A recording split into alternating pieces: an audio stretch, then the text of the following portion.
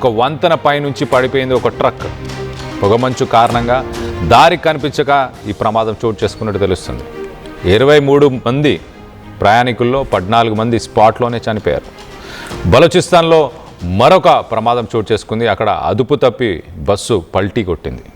9 మంది ప్రయాణికులు మృతి చెందారు. మరికొందరికి గాయాలైనట్టు కూడా తెలుస్తుంది. సో ఒక్కసారి మనం చూస్తే కనుక ఇటు బలూచిస్తాన్ ప్రావిన్స్, అది బలూచిస్తాన్ ప్రావిన్స్ అలాగే పంజాబ్, ఈ 2 ప్రావిన్స్లో ఈ ప్రమాదాలు చోటు చేసుకున్నాయి. 24 గంటల్లోనే దాదాపు 23 మంది ఇటు చనిపోయారు. ఇటు బలూచిస్తాన్ మాక్రాన్ కోస్టల్ హైవేకి సంబంధించిన క్రాష్. ఇది ఓర్మారా అంటే ఇటు గ్వాదర్ అనే ఒక జిల్లా దగ్గర ఈ ప్రమాదం చోటు చేసుకుంది. ఇటు బలూచిస్తాన్ ఇటు పాకిస్తాన్లోని క్యాపిటల్కి కానీ మిగతా సిటీస్ నుంచి చాలా దూరం ఉంటుంది. సో ఈ ప్రమాదం జరగడానికి ముఖ్య కారణాలు ఒక్కసారి మనం చూస్తే కనుక ఇటు బలూచిస్తాన్ నుంచి ఇటు కెట్టా ఇటు పరిసర ప్రాంతాలకి బస్సు డ్రైవరు దాదాపు 12 నుంచి 16 గంటలు ఆయన డ్రైవింగ్ చేస్తూ ఉంటాడు.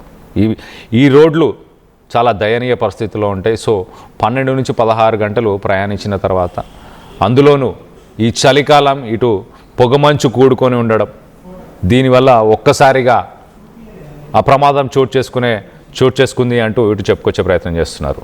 ఒకసారి మనం చూస్తే కనుక ఆ బస్సులో దాదాపు 10 మంది చనిపోయారు, 45 మంది ప్రయాణిస్తున్నారు. మిగతా వాళ్ళు 45 మందిలో మిగతా వారందరికీ కూడా ప్రస్తుతానికి వాళ్ళందరికీ కూడా తీవ్ర గాయాలైనట్టు తెలుస్తుంది. సో ఘోర రోడ్డు ప్రమాదం అని చెప్పుకోవచ్చు. ఇటు పాకిస్తాన్కి సంబంధించిన నేవీ అలాగే ఆర్మీ ప్రస్తుతానికి ఒక రెస్క్యూ ఆపరేషన్ని లాంచ్ చేశారు.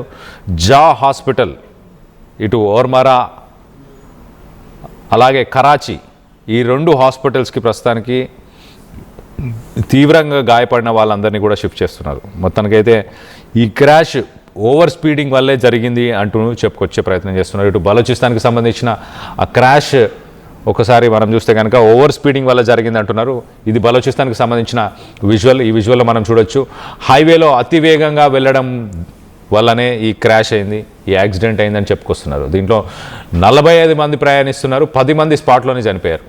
45 మంది, మిగతా వాళ్ళందరినీ కూడా ఆర్మీ అండ్ నేవీకి సంబంధించిన రెస్క్యూ ఆపరేటర్స్ మొత్తానికైతే ఇటు కరాచీ అలాగే ఇటు జా ఈ ఏరియాస్లో హాస్పిటల్స్కి హుటాహుటిన వీళ్ళని ఈ ప్రయాణికులని తీసుకెళ్లే ప్రయత్నం చేశారు. దీంట్లో 10 మంది స్పాట్లోనే చనిపోయారు. ఆ బస్సు సిచ్యువేషన్ మనం చూడొచ్చు, విజువల్లో చాలా క్లియర్గా కనిపిస్తుంది.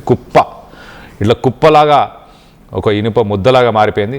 ఇది పంజాబ్కి సంబంధించిన ఇంకొక విజువల్, ఒక బ్రిడ్జ్, అందులో పెద్దగా వాటర్ లేకపోయినా కానీ ఆ పొగమంచు కారణంగా ఆ రోడ్లు కనిపించకుండా ఉండడం వల్ల ఈ పంజాబ్కి సంబంధించిన సర్గోదా అనే ఒక ఏరియాకి సంబంధించిన ఆ మినీ ట్రక్, మన విజువల్లో చూస్తున్నాం, ఆ మినీ ట్రక్ ఆ కెనాల్లో పడిపోయింది. అసలు ఇదంతా ఎందుకు జరిగింది అంటే 23 మందిని ఇటు ఇస్లామాబాద్ నుంచి ఫైసలాబాద్, అంటే దాదాపు 200 కిలోమీటర్లు ఇటు ఇస్లామాబాద్ నుంచి ఆ 200 కిలోమీటర్లు ఈ 23 మందిని ఒక అంత్యక్రియలు అటెండ్ అవ్వడానికి తీసుకెళ్తున్న సమయంలో, ఒక ఫ్యూనరల్ అటెండ్ అవ్వడానికి తీసుకెళ్తున్న సమయంలో ఒక్కసారిగా పొగమంచు కారణం వల్ల ఆ కెనాల్లో పడిపోయింది.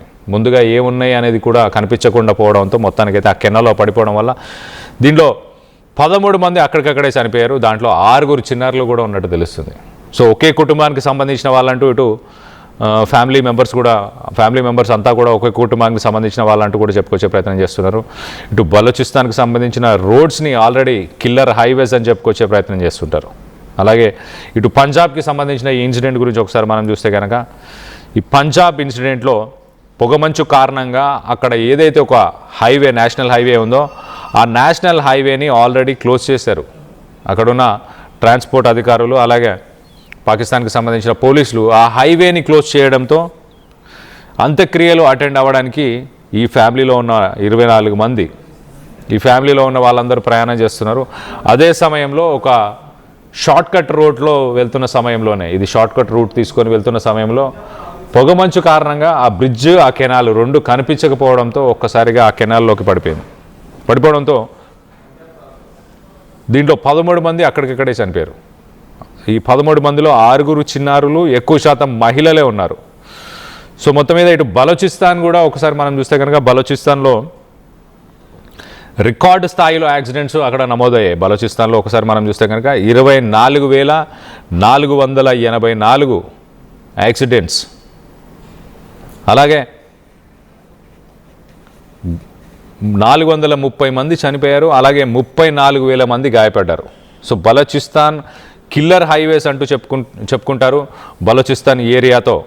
ఇటు కెట్టా కరాచీ హైవే, కెట్టా కరాచీకి సంబంధించిన హైవే ఎక్కువ శాతం ఈ రోడ్లోనే, ఇటు కమర్షియల్ కారిడార్స్ అని చెప్పుకోవచ్చు. ఇటు ఇరాన్ అలాగే ఆఫ్ఘనిస్తాన్కి సంబంధించిన బిజినెస్ అంతా కూడా ఈ రోడ్లోనే జరుగుతుంది. ఈ రోడ్లోనే ట్రాన్స్పోర్ట్ కమర్షియల్ లారీస్ అన్నీ వెళ్తూ ఉంటాయి. కానీ ఈ రోడ్డులో ఒకసారి మనం గమనిస్తే ఇటు బలోచిస్తాన్కి సంబంధించిన విజువల్లో ఒకసారి మనం చూస్తే కనుక, బలోచిస్తాన్కి సంబంధించిన విజువల్లో మనం ఒకసారి చూస్తే కనుక దీంట్లో సెంట్రల్ డివైడర్ ఉండకపోవడం, సో డ్రైవర్ ఫోకస్ అంతా హై రిస్క్. దీంట్లో సెంట్రల్ డివైడర్